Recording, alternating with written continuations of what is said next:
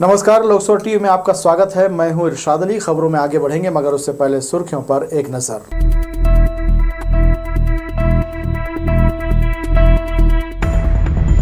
तातापानी को पर्यटन स्थल बनाने सीएम ने की घोषणा। सरगुजा के कई कार्यक्रम में हुए शामिल। पुलिस की अवैध वसूली से ट्रक ड्राइवर परेशान। तिफरा में किया चक्का जाम। रेलवे स्टेशन के सामने सीनियर डीसीएम ने की कार्रवाई। मोटरसाइकिलों की खोली हवा। और स्वायत्त शासी कर्मचारी संघ ने काम बंद की हड़ताल। कहा, निगम के अधिकारी प्राइवेट कामों को देते हैं तरजीह। ये थी सुर्खियां। खबरें विस्तार से। मुख्यमंत्री विष्णुदेव साय ने सरगुजा के तातापानी स्थित तपेश्वर महादेव मंदिर में पूजा अर्चना कर प्रदेशवासियों की खुशहाली और समृद्धि का आशीर्वाद मांगा। इसके बाद मुख्यमंत्री ने मंदिर परिसर में ही चारपाई पर बैठकर तिरकुट और तिल के लड्डू का लुत्फ उठाया। मकर संक्रांति के अवसर पर बलरामपुर रामानुजगंज जिले के तातापानी महोत्सव का उन्होंने शुभारंभ किया। कार्यक्रम को संबोधित करते हुए मुख्यमंत्री ने तातापानी स्थल को पर्यटन स्थल घोषित करने की घोषणा की। इस दौरान मुख्यमंत्री श्री साय ने आत्मानंद और जवाहर नवोदय स्कूल के बच्चों के साथ चक्री और मांझा थामकर पतंगबाजी का आनंद लिया। इस दौरान मंत्री बृजमोहन अग्रवाल, रामविचार नेताम सहित अन्य लोगों ने पतंग उत्सव में मुख्यमंत्री का साथ दिया।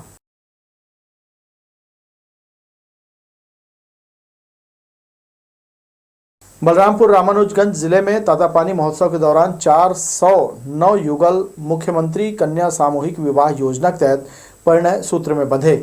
कार्यक्रम स्थल में पहुंचकर मुख्यमंत्री विष्णुदेव साय ने नवदंपतियों को उनके जीवन में आए नए पड़ाव के लिए शुभकामनाएं दी। इन जोड़ों में 19 ईसाई समुदाय और एक मुस्लिम जोड़ा भी शामिल रहा। गणतंत्र दिवस के अवसर पर 26 जनवरी को राज्यपाल विश्वभूषण हरिचंदन की मौजूदगी में शाम 5:15 बजे स्वागत समारोह का आयोजन किया जाएगा, जिसमें पद्मश्री और पद्म भूषण से सम्मानित राज्य के नागरिकों, जनप्रतिनिधियों सहित गणमान्य नागरिकों को आमंत्रित किया जाएगा।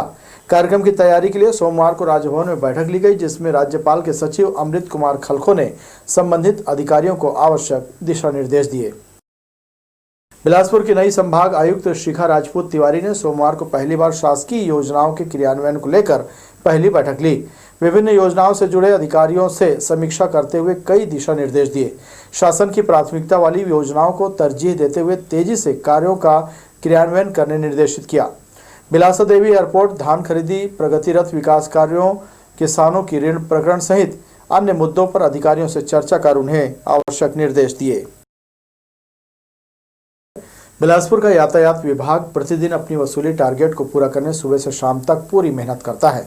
हम ऐसा यूं ही नहीं कह रहे, बल्कि इसका उदाहरण सोमवार को तिफरा क्षेत्र में देखने को मिला, जब नागपुर से आ रहे एक चालक ने वसूली के खिलाफ चक्का जाम कर दिया। दरअसल ड्राइवर यातायात विभाग के जवानों की वसूली से इतना त्रस्त था कि उसने थक हार कर बिलासपुर रायपुर मुख्य मार्ग तिफरा सब्जी मंडी मोड़ के पास अपनी ट्रक अड़ाकर पूरे मार्ग को जाम कर दिया। तकरीबन 2 घंटे तक यह जाम चलता रहा। इस बीच यातायात विभाग और पुलिस के जवान ट्रक ड्राइवर को समझाने की कोशिश करते रहे, मगर वसूली से त्रस्त चालक सुनने को तैयार नहीं हुआ। आखिरकार बड़ी मुश्किल के बाद ट्रक ड्राइवर माना और उसने अपने ट्रक को सड़क से हटा दिया। ट्रक चालक का कहना था कि जब वह बिलासपुर सीमा में प्रवेश करना चाहा तो चकरभाटा के पास यातायात विभाग ने इसके लिए राशि की मांग की। उसने राशि दे भी दी और उसे ट्रक अंदर लाने दिया गया। इसके बाद जब वह आगे बढ़ा तो फिर अन्य जवानों ने भी उसे रोका और फिर रुपयों की मांग की। वहां भी उसने रुपए दिए, लेकिन जब तीसरी बार उससे राशि की मांग की गई तो उसका धैर्य जवाब दे दिया और उसने अपना गुस्सा सड़क जाम कर निकाला। 15 जनवरी से 14 फरवरी तक सड़क सुरक्षा सप्ताह का आयोजन किया जा रहा है। ट्रैफिक थाने में आरटीओ की सहायता से लर्निंग लाइसेंस, इंश्योरेंस और पॉल्यूशन अंडर कंट्रोल के दस्तावेज बनाए जा रहे हैं। कैंप के पहले दिन लाइसेंस बनवाने स्टूडेंट पहुंचे। दस्तावेज परीक्षण के बाद लर्निंग लाइसेंस बनाया गया। 1 महीने बाद लर्निंग लाइसेंस स्थायी बनाया जाएगा। यातायात और आरटीओ ने लोगों से अपील की है कि जिनके पास लाइसेंस और वाहन का इंश्योरेंस नहीं है वे यहां आकर कैंप का लाभ उठा सकते हैं। आरटीओ और यातायात की तरफ से लर्निंग लाइसेंस की शिविर लगाया गया है और इसमें हम लोग लर्निंग लाइसेंस चाहे 16 साल से हो तो उनके पेरेंट कंसर्न के साथ में लर्निंग लाइसेंस बना रहे हैं, और अगर 18 साल या उससे प्लस है तो उसमें 2 व्हीलर और 4 व्हीलर का लर्निंग लाइसेंस बना रहे हैं। सिम्स सड़क पर जगह जगह नो पार्किंग में वाहन खड़े होने के कारण यहां हर पल जाम की स्थिति बनी रहती है। फुटपाथ पर दुकानदारों द्वारा ठेला लगाने और वाहन रखने से यातायात जाम हो रहा है। मरीज लेकर सिम्स आने वाला एम्बुलेंस भी जाम में फंस रहा है। वहीं इस सड़क पर हर समय निजी और सरकारी एम्बुलेंस का आना जाना लगा रहता है। अवैध रूप से लग रहे ठेले गुमटियों और नो पार्किंग में खड़ी होने वाली गाड़ियों के खिलाफ कार्रवाई की आवश्यकता है ताकि मरीजों को लाने ले जाने में परेशानी न हो। बिलासपुर स्टेशन में इन दिनों पार्किंग के नाम पर जमकर बवाल मचा हुआ है। सोमवार को सीनियर डीसीएम ने स्टेशन निरीक्षण के दौरान नो पार्किंग जोन में रखी गाड़ियों की हवा निकलवा दी और ठेकेदार सहित आरपीएफ अधिकारियों को सख्त निर्देश दिए कि नो पार्किंग जोन में अब कोई भी गाड़ी खड़ी नहीं होनी चाहिए। स्टेशन के सामने पार्किंग व्यवस्था सुधारने के लिए रेलवे ने ऐसा नियम बना दिया है कि अब दोपहिया वाहन चालकों की मुसीबतें खड़ी हो गई हैं। उन्हें गेट नंबर 4 के पास स्टैंड में गाड़ी खड़ी करनी पड़ रही है। यहां से पैदल चलकर स्टेशन के अंदर पहुंचना पड़ रहा है। रिजर्वेशन कराने के लिए आने वाले यात्रियों को भी ऐसी ही परेशानी का सामना करना पड़ रहा है। इस अव्यवस्था से यात्रियों की मुश्किलें बढ़ गई हैं। सोमवार को बिलासपुर रेल मंडल के सीनियर डीसीएम विकास कश्यप जोनल स्टेशन पहुंचे। यहां नो पार्किंग जोन व अन्य जगहों पर दोपहिया वाहनों को खड़ा देखकर भड़क गए और तत्काल आरपीएफ अधिकारियों और पार्किंग के कर्मचारियों को इन वाहनों के हवा खोलने के निर्देश दे दिए। उनके सामने वाहनों के हवा खोले गए। इस कार्रवाई से यात्रियों में खासी नाराजगी देखने को मिली। उनका कहना है कि नुकसान पहुंचाने की बजाय जुर्माना वसूल लिया जाता। लगभग 20 से 30 वाहनों की हवा खोली गई, जिसमें आरपीएफ स्टाफ, गार्ड लॉबी के स्टाफ समेत दूसरे यात्रियों के वाहन शामिल हैं। सीनियर डीसीएम के इस फरमान के बाद आगे क्या स्थिति निर्मित होती है, यह देखने वाली बात होगी। लोकसभा टीवी के लिए कैमरामैन जयेंद्र गोले के साथ भूपेंद्र सिंह राठौर की रिपोर्ट।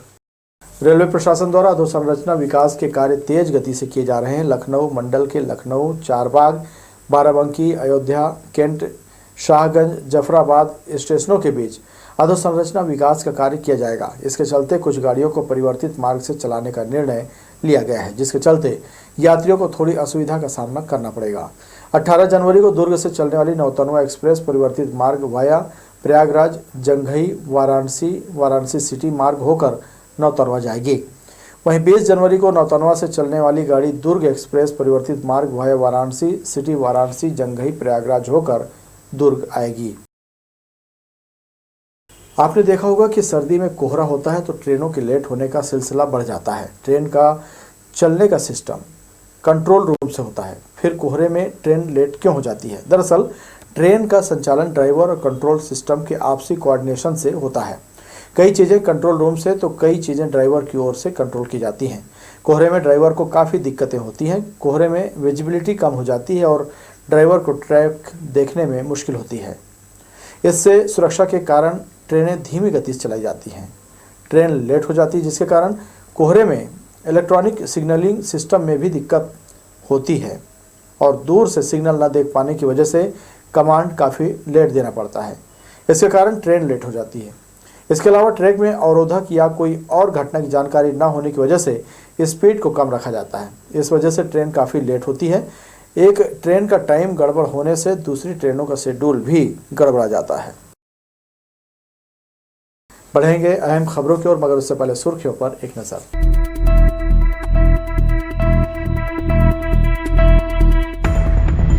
ताजा पानी को पर्यटन स्थल बनाने सीएम ने की घोषणा। सरगुजा के कई कार्यक्रम में हुए शामिल। पुलिस की अवैध वसूली से ट्रक ड्राइवर परेशान, तिफरा में किया चक्का जाम। रेलवे स्टेशन के सामने सीनियर डीसीएम ने की कार्रवाई, मोटरसाइकिलों की खोली हवा। और स्वायत्त शासी कर्मचारी संघ ने काम बंद की हड़ताल, कहा निगम के अधिकारी प्राइवेट कामों को देते हैं तरजीह। सोमवार से स्वायत्त शासी कर्मचारी महासंघ नगर निगम प्रकोष्ठ के बैनर तले कर्मचारियों ने काम बंद कर हड़ताल कर दी। महासंघ ने बताया कि नगर निगम में उच्चाधिकारियों के द्वारा प्राइवेट काम करने के लिए ज़्यादा दबाव बनाया जाता है। काम नहीं करने से उन्हें हटा दिया जाता है, गाड़ी से उतार भी देते हैं। ये आम बात है। राम प्रसाद गेंदले, दयाराम साहू, प्रदीप जोगी, संतोष चौहान, रहीम खान, सुरेश सोनी, मंतराम साहू के साथ इस तरह का बर्ताव किया गया। वर्तमान में प्रवीण शुक्ला द्वारा कहे गए प्राइवेट काम को करने से मना करने पर राम प्रसाद गेंदले जोन क्रमांक 1 जेसीबी ऑपरेटर को बैठा दिया गया, जबकि ये दैनिक वेतनभोगी कर्मचारी है। इससे पहले भी कुछ अधिकारियों द्वारा मनमानी करते हुए कर्मचारियों को बिना किसी गलती के बैठा दिया गया था। उन्होंने आयुक्त और महापौर को ज्ञापन सौंपा है। उनका कहना है कि कर्मचारी को काम पर वापस लिया जाए। ऐसा नहीं होने पर संगठन नगर निगम का कार्य प्रभावित करने के लिए बाध्य होगा, जिसकी संपूर्ण जवाबदारी निगम प्रशासन की होगी। अभी कुछ दिन पहले दयाराम साहू जो हैं हमारे जोन क्रमांक 8 में, उनके लिए वीडियो बना के भेज दिए, जबकि प्राइवेट काम करते नहीं कर्मचारी हमारे। अधिकारी लोग ठेकेदार का काम करो, जबकि पूरा जो सिटी के अंदर है सभी ठेकेदारों के अंडर में काम कर रहे हैं, लेकिन हमारे जेसीबी ऑपरेटर को ठेकेदार के द्वारा काम कराया जाता है। और ठेकेदार का काम नहीं करेंगे तो निकालने की बात की जाती है, बैठाने की बात की जाती है। तो कर्मचारियों के द्वारा कल से काम बंद किया गया है।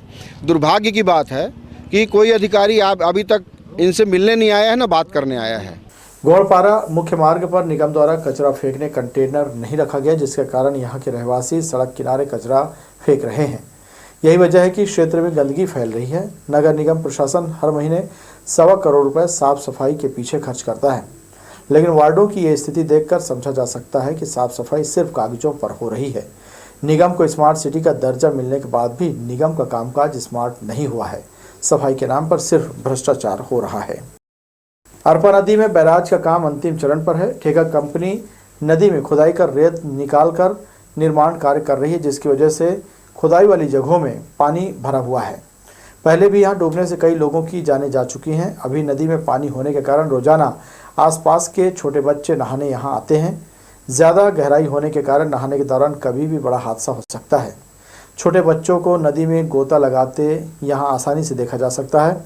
सुरक्षा के लिहाज से यहाँ कोई मौजूद नहीं रहता। इस ओर जिला प्रशासन को आवश्यक कदम उठाने की जरूरत है। मकर संक्रांति के पर्व पर बीएनआई व्यापार उद्योग मेले में दर्शकों का विशेष उल्लास दिखाई दिया। व्यापार मेला के 5वें दिन सुबह से देर रात तक मेला घूमने वालों की भीड़ लगी रही। मनोरंजन और खरीदी बिक्री के लिए पहुंचे लोगों में उत्साह दिखाई दिया। साइंस कॉलेज मैदान में 10 से लेकर 16 जनवरी तक 7 दिवसीय लगे इस मेले में दर्शकों के साथ साथ खरीदी बिक्री करने वाले लोगों का हुजूम दिखाई दे रहा है। रविवार होने के कारण 14 जनवरी को यहां काफी भीड़ देखी गई। शहरवासी हजारों की संख्या में मेले में पहुंचकर अपने जरूरत का सामान खरीदते नजर आए। व्यापार मेला के 5वें दिन उप मुख्यमंत्री अरुण साव, बिलासपुर विधायक अमर अग्रवाल, बेलतरा विधायक सुशांत शुक्ला, भाजपा जिला अध्यक्ष रामदेव कुमावत शामिल हुए। इस मौके पर दिव्यांग बच्चों की विशेष संस्था सक्षम के सदस्यों का यहां सम्मान किया गया। इसके साथ ही समाज सेवी संस्थाओं का भी सम्मान किया गया। यहां इंटर स्कूल डांस प्रतियोगिता के आयोजन में शहर के 18 स्कूलों के बच्चों ने हिस्सा लिया। शानदार नृत्य प्रस्तुत कर उन्होंने सभी का दिल जीत लिया। कार्यक्रम की दर्शकों ने भरपूर सराहना की।